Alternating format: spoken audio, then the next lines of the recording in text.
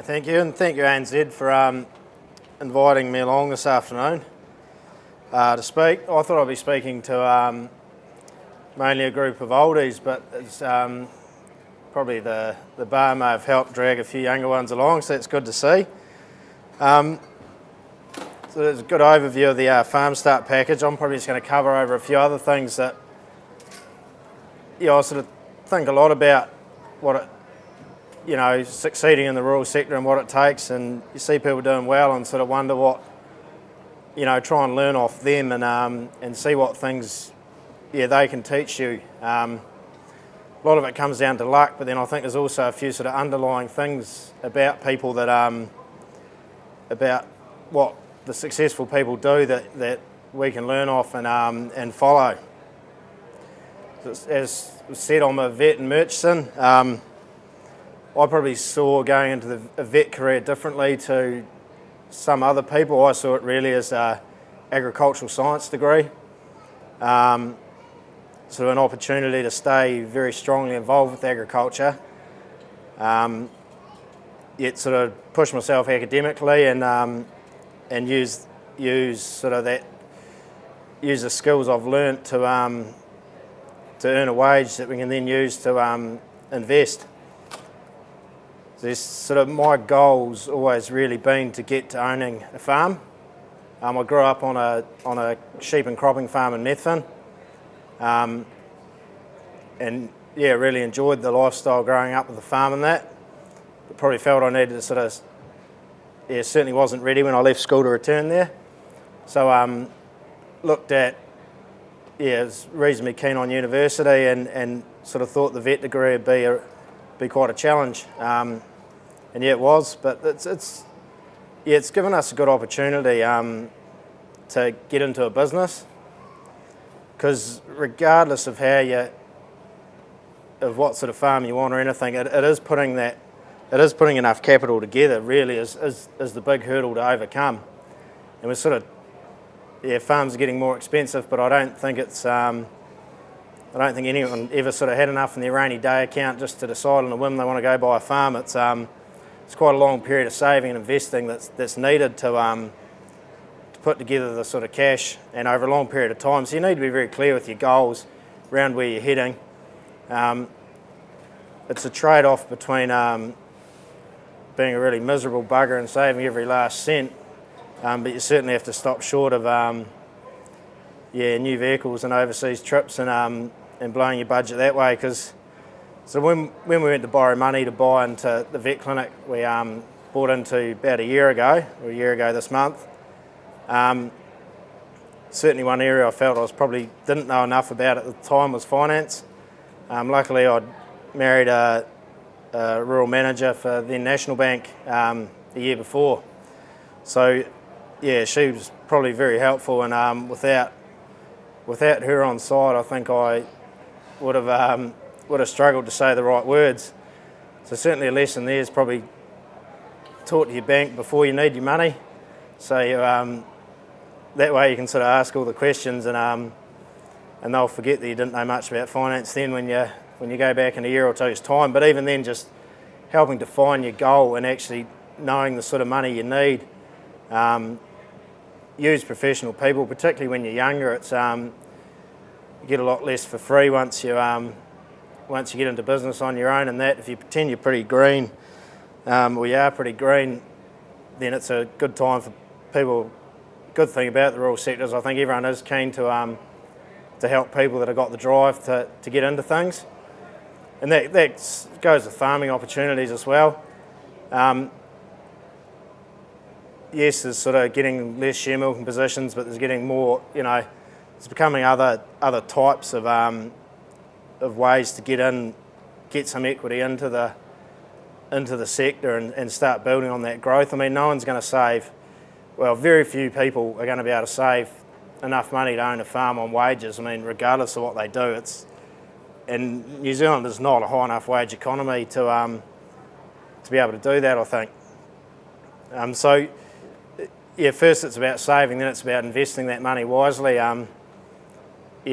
Current interest rates, squirreling it away in the bank or under the bed's going to, you're going to struggle to get ahead. So that's that's why we sort of saw that the next step for my career, and our goal was to get into a vet business. And it really sort of happened by chance. I mean, my first job, I picked that with in mind the fact that I thought there may have been ownership opportunities there down the track. But yeah, essentially we were off on Christmas Eve to head to the North Island to my wife's family. We were probably just engaged then, I think. And just by chance that day I saw an ad that someone wanted to sell their share of a practice, so we stopped in on the way in Murchison on the way from the coast up, and that got talking, and we sort of found we had a reasonable opportunity there, and that sort of, it was really tough getting the capital together actually. The bank did help us out quite a lot there. You think it's hard borrowing money for land, try doing it for sort of a vet clinic when all they can see is half a dozen second-hand utes and a bit of stock, and you don't own the building. You don't have a lot of security, so you got to scrape together pretty hard and do some good convincing. So that's sort of where we are now. We're looking for our next opportunity really. We're trying to get a 50-50 share milking job, or help finance someone into a 50-50 share milking job this year, but unfortunately that didn't work. But it's another one of those key things, I think, is you got to keep looking for that next opportunity. And while goals are great, I don't like these specific goals, and these are the steps you'll take, because if you're only looking straight ahead, there may be better opportunities out to the sides. Maybe better paths to take. And if you got your head down too far and just working straight ahead, some people might argue with me on that, but I think you may be missing other things that are happening around the fringes. Just a few other points is it's a massive task, the farm ownership thing, and I don't think you can do it alone. I think you need to have a partner who's on board with you eventually, because if your partner's not on board with the goal as well, I mean, you're going to have to make sacrifices along the way. Save harder than you would if you weren't trying to, if your end goal was not that dream farm. You're going to be pretty hard pushed if your partner's not on the same path as you, or have the same goals anyway.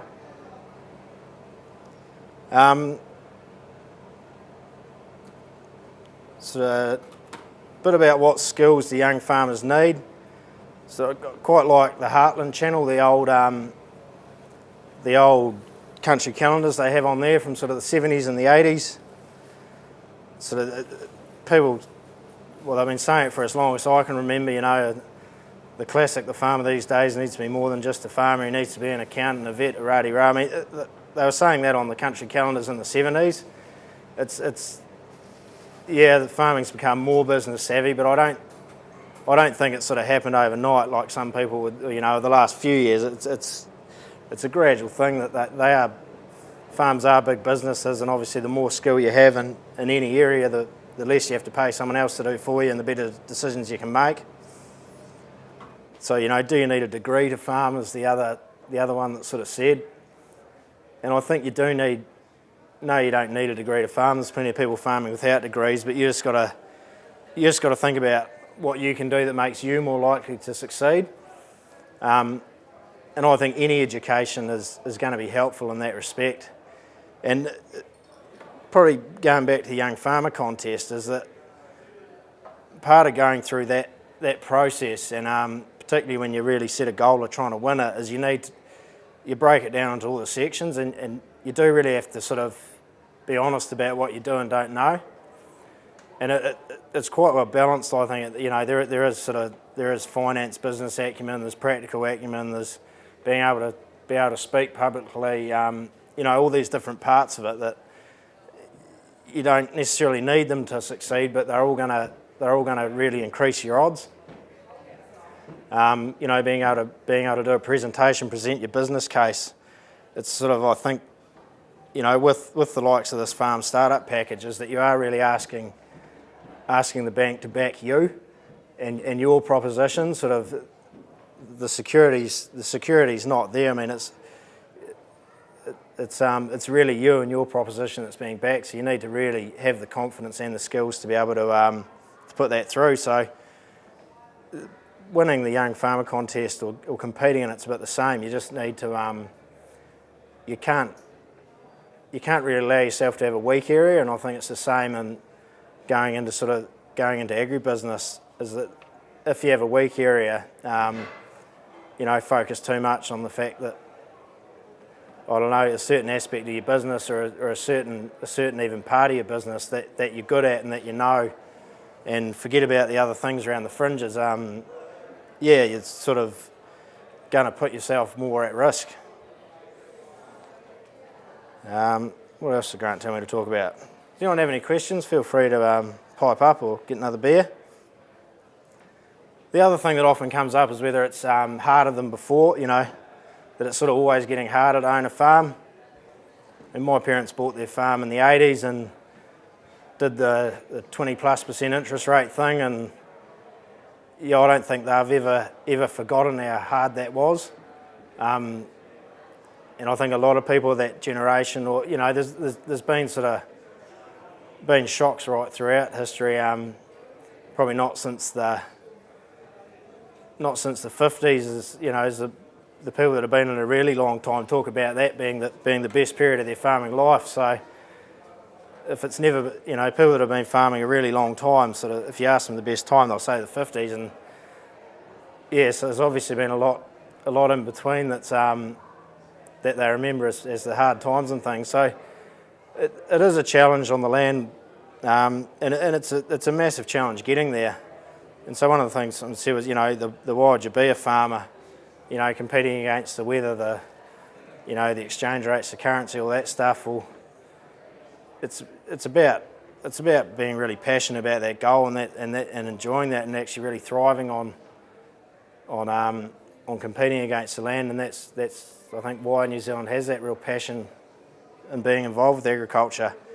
So of course it's hard, but then so is anything that's worth having, really.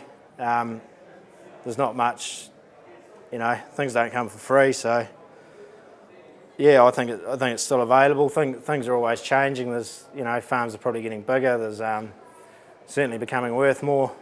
But there's positives as well. There's getting to be more intermediary steps, particularly in the dairy industry, and I think the ageing population of sheep and beef farmers will force that hand a bit among the sheep and beef industry with share farming leasing arrangements. So if that's where you want to be, I don't, if you want to be a sheep and beef farmer, certainly you can go into dairy and build equity that way, and plenty of people do, but if people know you're there and you're keen and have the skills, then people will back you, and there will be opportunities that you'll be able to create for yourself. So I don't know, I just sort of rambled on there a bit. Everyone looks fairly bored. Probably wants to get another beer. Does anyone have any questions or comments? Or what other parts of being a vet do you think have helped your understanding of agriculture? Farming surrounding where you work? One thing you really learn from the vet's dealing with people. It's one thing you're not really trained in much at all, and then you're dealing with a lot of people, often in pressure situations. Half the job's sort of working with people when they're having a bad day, and you're being able to deal with people and sort of get across information, and often you're sort of trying to make their day not worse. But then also dealing with people in a positive light, trying to push production and things. And you do learn a lot off your farming clients. In any sort of advisory, banking, repping role, you're around a lot of farms, and you know the guys that have the good ideas. And I think just getting that exposure to people, you can sort of pluck people's ideas, and you have the time to sort of question people and pick up on what's happening. So I think for anyone, it's once you get once you get hands-on farming, start particularly in the dairy thing, start getting on the path. It's probably a bit harder to do, but certainly if you're starting out, I think it'd be a good thing for anyone to do. Is I don't think it's a waste spending a year or two in the service industry, because you do learn good skills.